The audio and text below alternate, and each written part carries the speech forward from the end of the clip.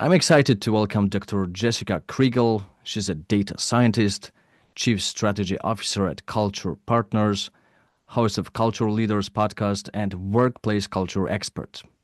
Today, I'll be talking with Jessica about workplace culture and communication and how these two elements intersect. Hello, Jessica. Hi, thanks for having me. Jessica, you're a data scientist with expertise in organizational culture. Could you briefly explain what organizational culture is? Yes, absolutely. It is how people think and act to get results within an organization. If that organization is a business, a nonprofit, any organization of people, they are thinking and acting in a certain way and it's getting you a result. That is ultimately what we're trying to influence. And it is the most powerful lever that any leader has to make an impact. So, from your perspective, what do companies with the strongest organizational cultures have in common? Oh, good question. Well, it's actually not an opinion, it's data that I can speak to on this because last year we partnered with Stanford University and we were looking at 243 organizations and we looked at their purpose, their strategy, their culture, their results in terms of revenue, and we were able to pinpoint which cultures were the strongest in terms of driving real bottom line results. And the companies that had the greatest growth over the 3 year study were companies that described themselves as having an adaptive culture. So, what's interesting is oftentimes people will want to hold on to a particular culture type that they think is the best. And usually that's informed by our personal preferences. If you like to work in a collaborative culture, you think a collaborative culture is the best one. If you like to work in an innovative culture, then you think innovative cultures are the best one. In reality, it's neither of those. It's the ability to go from collaborative to innovative and then switch to a third type of culture when the strategy requires it. So it's not getting attached to a culture that is actually the strongest kind. So it's something we refer to as the anti-fragile culture, because you will see companies. A very well-known example is REI. In America, REI is a co-op company that sells outdoor clothing and those kinds of things. And so that company has a very strong culture that they're attached to, and they've actually been doing very poorly for the last couple of years because they're unable to detach from the culture that they have been stuck to. It worked for them for a while, but now that lack of ability to adapt is holding them back. So, the key is to be adaptive, right? Exactly. Yeah. One of the topics that interest me most is communication. What role does communication play in shaping and maintaining organizational culture? Well, communication is the only way to shape and maintain culture, really, because it is not something that you cannot work on actively, right? So, how do you adapt your culture? If the goal is to have an adaptive culture, how do you adapt it? Well, you need to first clarify and intentionally label the kind of culture that you're trying to shift towards. What are you trying to adapt to? You have to explain that, right? And that's a communication touch point. But then you also have to reinforce when people do that well and provide feedback when people don't adapt well. And so that's consistent communication over time, recognizing wins, providing constructive feedback when something isn't adapting. And that really requires nonstop communication from leaders down, from employees up, and across the organization laterally.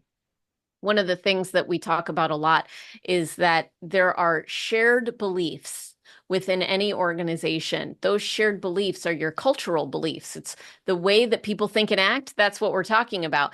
And if you want to shift those shared beliefs to have an adaptive culture, you have to ask yourself, where do beliefs come from? And beliefs come from experiences that we have with each other, and communication is the most powerful experience that you can create one on one or in a group setting to shift new beliefs.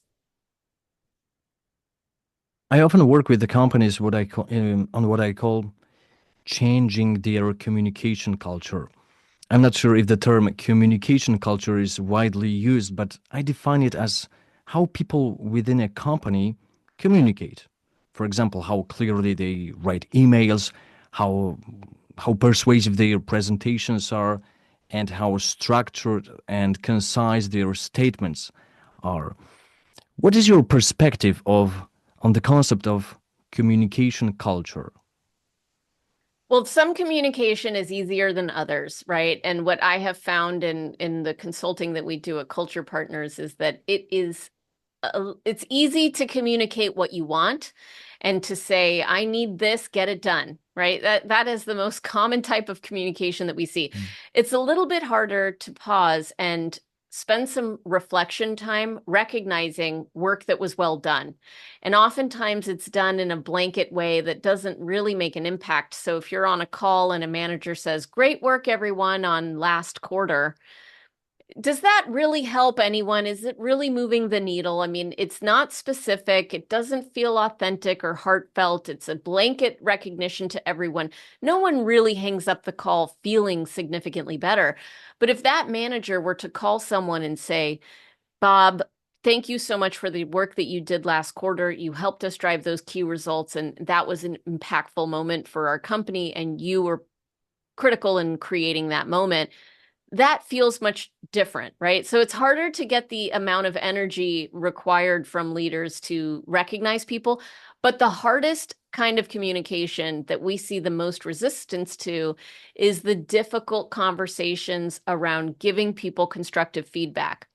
And really, where we would suggest people start with that is asking for constructive feedback. Instead of going out there and telling everyone what's wrong, it's asking, how can I improve?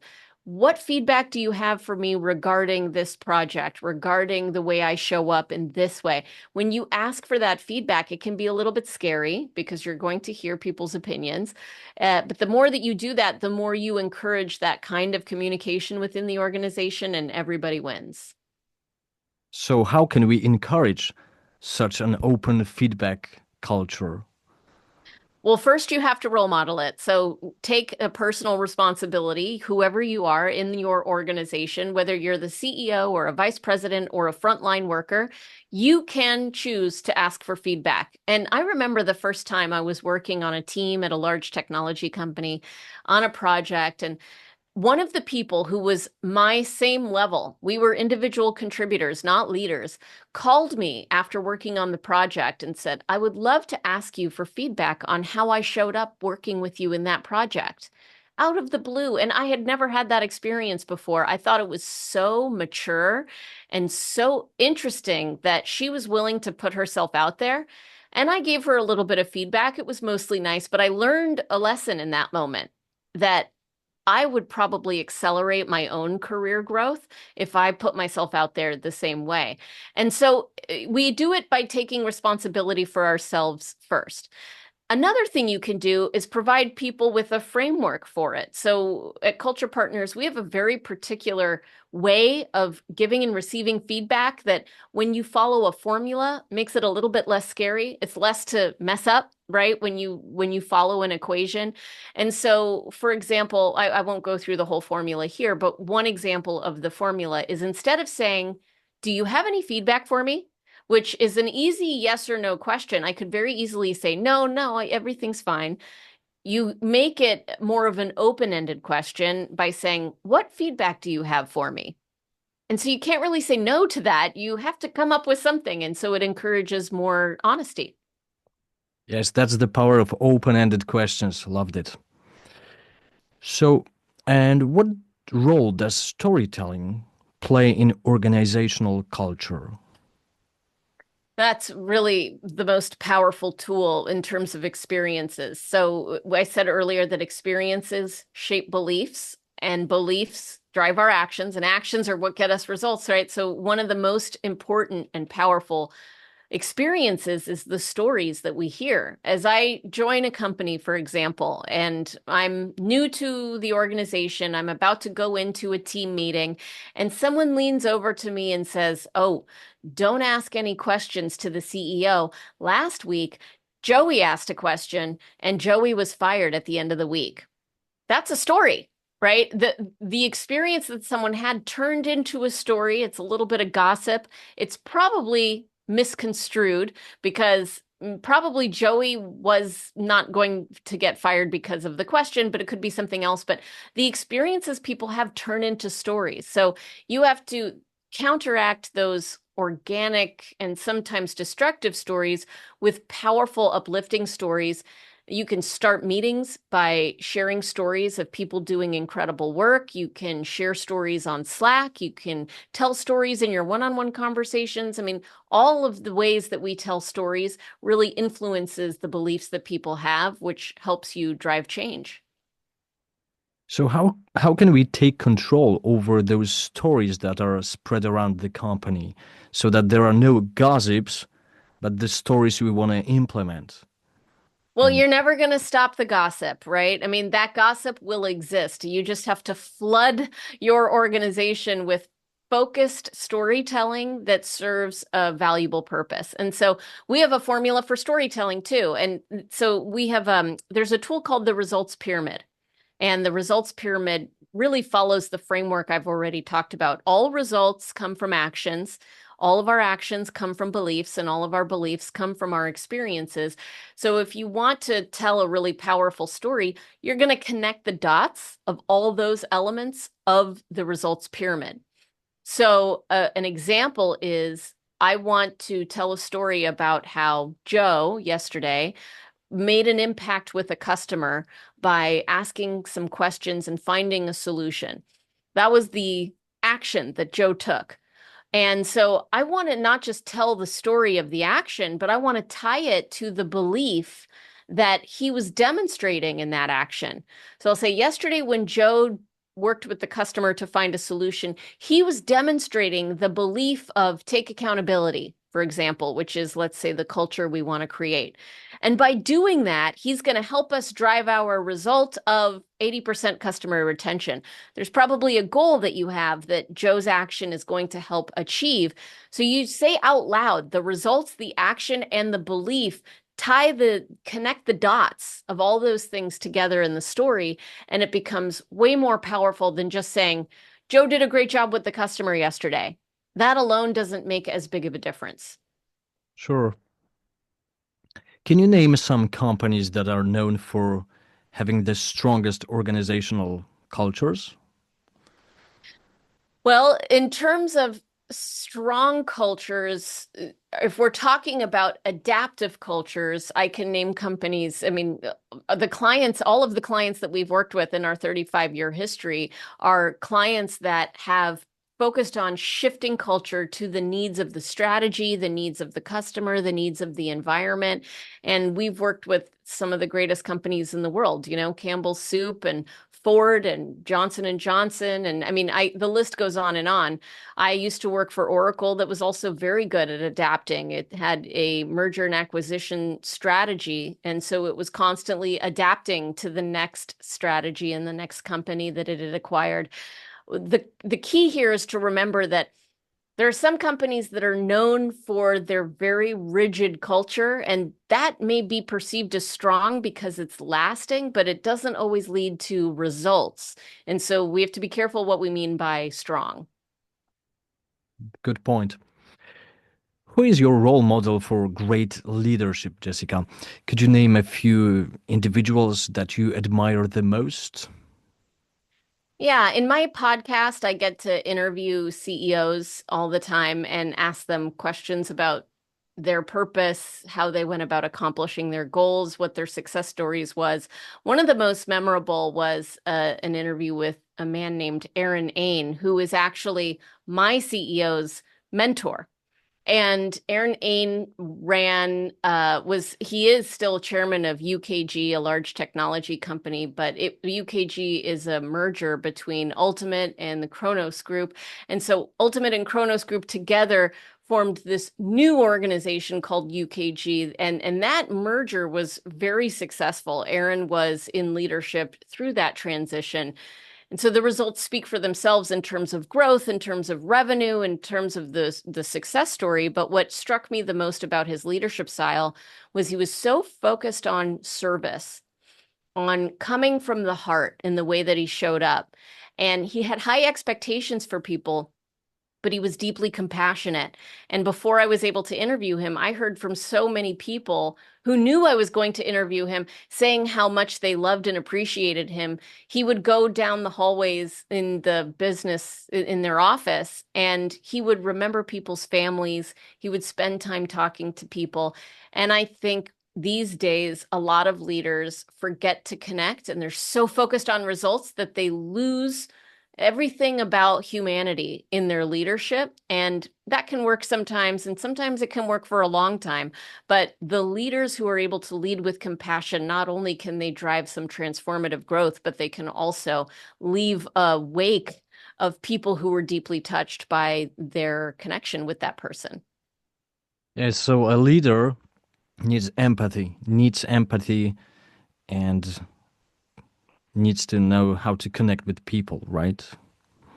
Yeah, I would even say they need to lead with love. I'm not talking about romantic love, obviously. I'm talking about there's a phrase called agape love, which is caring about the goodwill of others above yourself and being unselfish in your approach, pausing and centering yourself, coming from the heart, having compassion for those around you.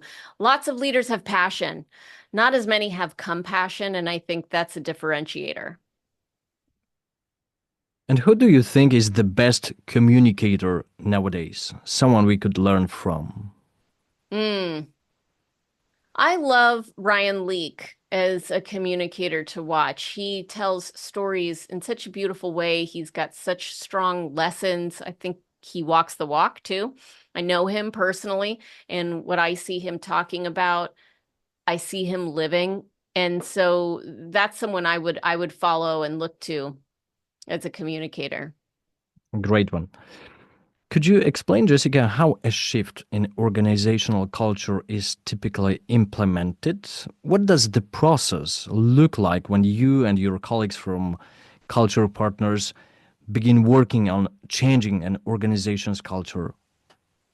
Great question. So, most culture consultants will come in and they want to find out everything that's broken in a culture so they can fix it. And it starts with interviews or surveys where they ask questions like, what's wrong here? What would you do differently? And they come up with all of the complaints, and then they make a big list of complaints and present it to the CEO and say, this is what needs fixing, and here's how we'll fix it for the low, low price of $10 million or whatever, right? And we think that's destructive because you're looking backwards, and it's to what end? Really, the question is, what purpose does that serve? Instead, what we do is we start with asking, what are your goals that you want to achieve next year and 3 years? What is the result that we're trying to accomplish? And what culture, what shared beliefs do we need to hold in order to achieve those results? And what beliefs are holding us back from accomplishing those results? When we put a name to it, what we're identifying is the culture shift, what we need to adapt from and to in order to achieve a particular result. So that's forward thinking, and it creates a goal, a direction. So we name that direction, we name the goals, we name the shared beliefs that we want to encourage, and then we enable everyone in the organization with these formulas that I've been talking about.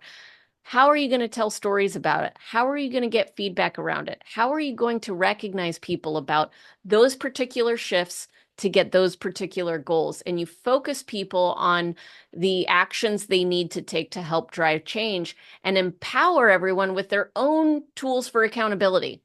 Because ultimately, culture can exist, but if people don't take accountability for that culture, it will die. And culture shifting is hard. Culture doesn't go down without a fight. So it requires consistently showing up from everyone in the company, not just the leaders. And so focusing on accountability is a huge thing that we do as well.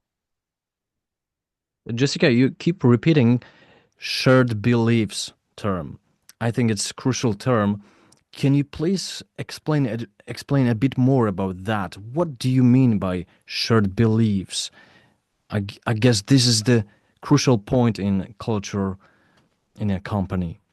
Yeah, I'll give you an example to tell the story of it.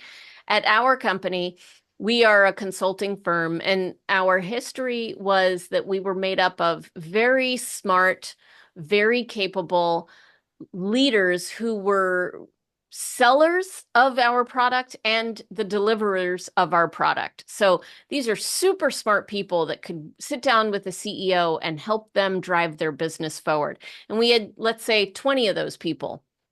And when you grow to a certain size as a company and you have 20 people selling and delivering your product, it starts to be that some people are doing something completely different than other people, and your brand can start to deteriorate, right? And so we realized there was a lack of consistency in the customer experience and in our products based on how we were operating. So we realized that was not going to help us grow. And we had to create a new shared belief to change our behavior. And so the new shared belief was, we called it standardize to scale. If we standardize the work we do, we can scale the company to the next level. And so we started recognizing when people would write down processes, we would give feedback when people were not standardizing the products with the rest of the team. We were telling stories about standardization. All of that behavior around standardizing was being encouraged through the way we communicated about that.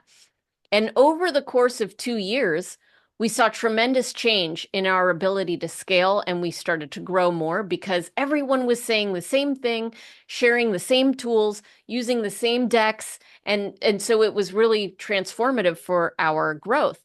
But then 2 years later, we realized that standardized to scale was also in some ways keeping us stuck, because now as a new idea would come, we weren't as able to quickly jump on that idea because we had to standardize everything, right? So we decided to adapt our culture, and we abandoned the standardized to scale shared belief, and we chose a new one, which is ignite change, because we already did the standardizing. We were very good at that point. We didn't need to put so much energy in that anymore. So then we adopted a new shared belief around ignite change, so that as a group, as a standardized group, we could ignite change together. And it was something new that we were recognizing and encouraging.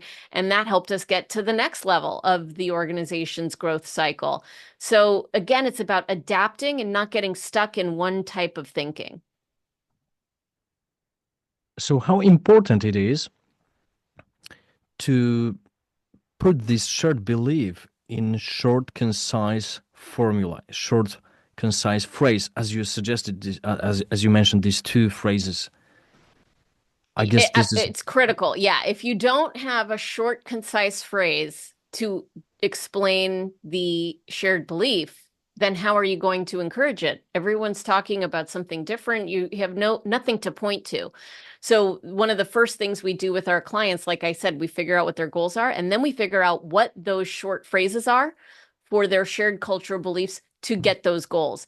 And another example of a shared belief would be take accountability. Or, one is own the experience. We take ownership of the experience. So these are the kind of buzzy phrases that help orient people's attention in their communication and the experiences they create, so that we can nurture those shared beliefs.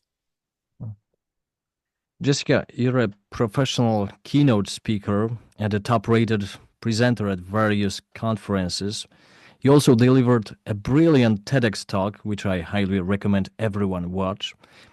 What are your secret weapons on stage? What's inside your communication toolbox? I think what makes me a good keynote speaker Great keynote is speaker. thank you, great keynote speaker, is I have to be willing to tell the truth. I once heard someone say that the best stand-up comedians are the ones that are saying what everyone's thinking, but they're just saying it out loud. And so I say some uncomfortable truths on the stage, They make me a little bit vulnerable because a lot of the times they're my truths, and they make the audience a little bit uncomfortable because sometimes they see themselves in the stories I'm telling. And so there's a risk taking that has to happen in giving a great keynote where you talk about the things that are sometimes left unsaid because they're memorable and they're powerful and they're vulnerable. And so if I didn't know that at the beginning of my keynote career. I don't think I did that right in the beginning, but over time, as I would take little risks and tell stories like that, I would see how they resonate, and I started doing it more and more and more. So that's probably what I've learned the most over the course of my, I don't know how long I've been speaking, 10 years now. Finally, my last question, Jessica, which I ask everyone I speak with.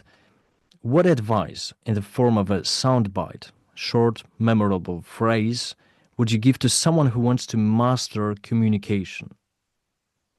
Hmm.